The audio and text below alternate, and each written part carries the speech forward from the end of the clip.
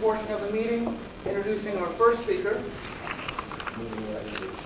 She is from Senegal, West Africa, born and raised.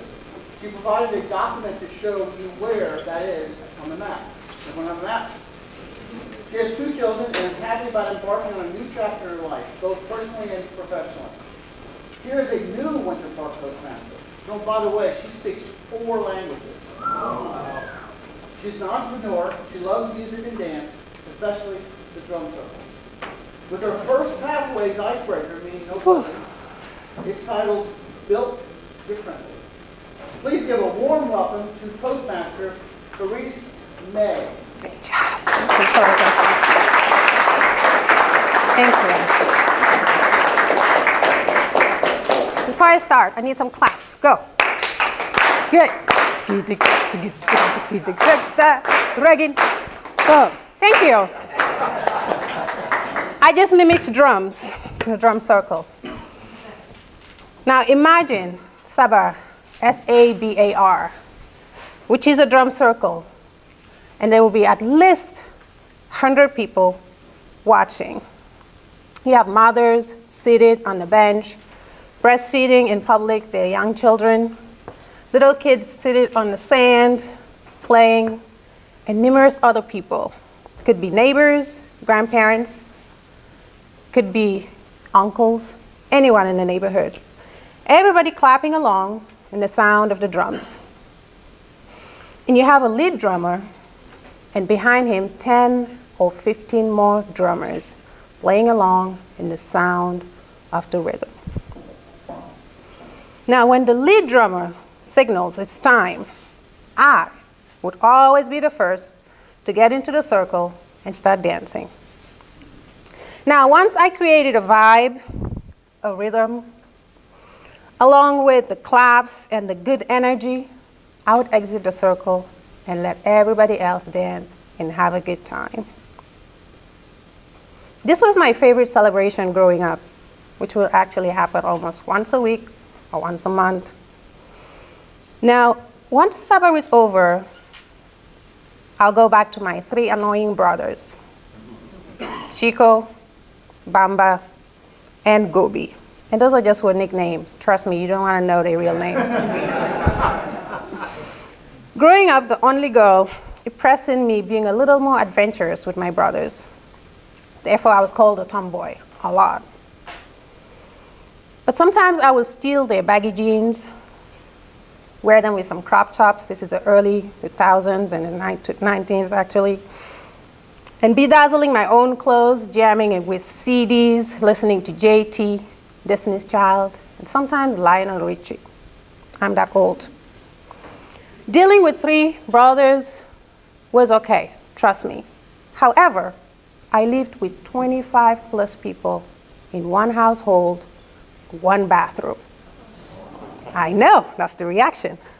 Now, who lives in that house? You have grandpa, grandma, uncle number 1, uncle number 2 with wives and kids, uncle number 3 with first wife, second wife, third wife, sometimes 4th wife, and children, whom I call cousins, all of them.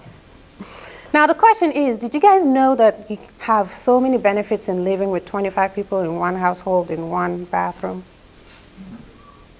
Well, the benefit is, you get to cultivate patience, and you learn to hold it as tight as you can until UTI knocks at your door.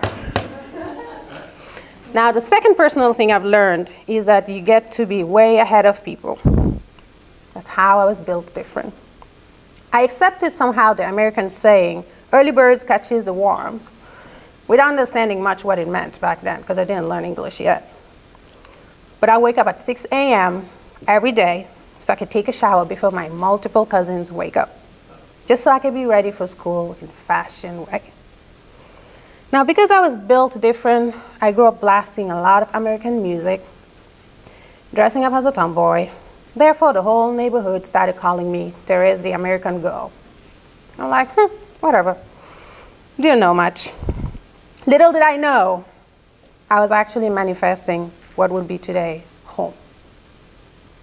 In 2011, I became the only extended family member to have made it to college. I also became the first generation immigrant to land in the United States, precisely Boston, Massachusetts. Talk about weather shock. As I settled into a new culture, new environment, new lifestyle, I found out that most Americans need actually a drink before they can loosen up. What's up with that?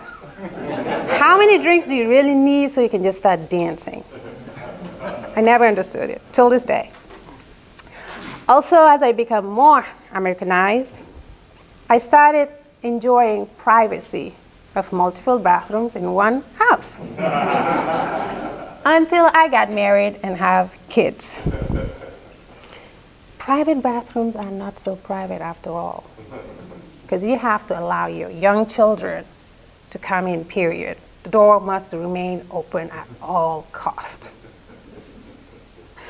As I also become Americanized, I experienced many obstacles in life. After 10 years of being here, getting married, living the lifestyle of a married, stay-home mom, I went through mental and emotional abuse in a lonely country. I told my husband, though, recently, I ain't got time to go. I'm out. But regardless of being right now bankrupt, like I have piles of bills, I remember one thing. I'm that girl who woke up every day at 6 a.m. Until this day, regardless of what's going on, I wake up at 6 a.m. every day to take care of myself. Hence, I joined the Toastmaster Club. Today marks 12 years I've been living in the United States. And although I miss my annoying brothers, I miss sharing a bathroom with my multiple cousins, I also miss the food. Oh my God, the food. Oh. I also miss my mom. There's one thing I've learned while being here and growing up in a different culture, is that in life, you can adjust anywhere. And you can live a successful, fulfilling life. You just have to be built differently. Thank you.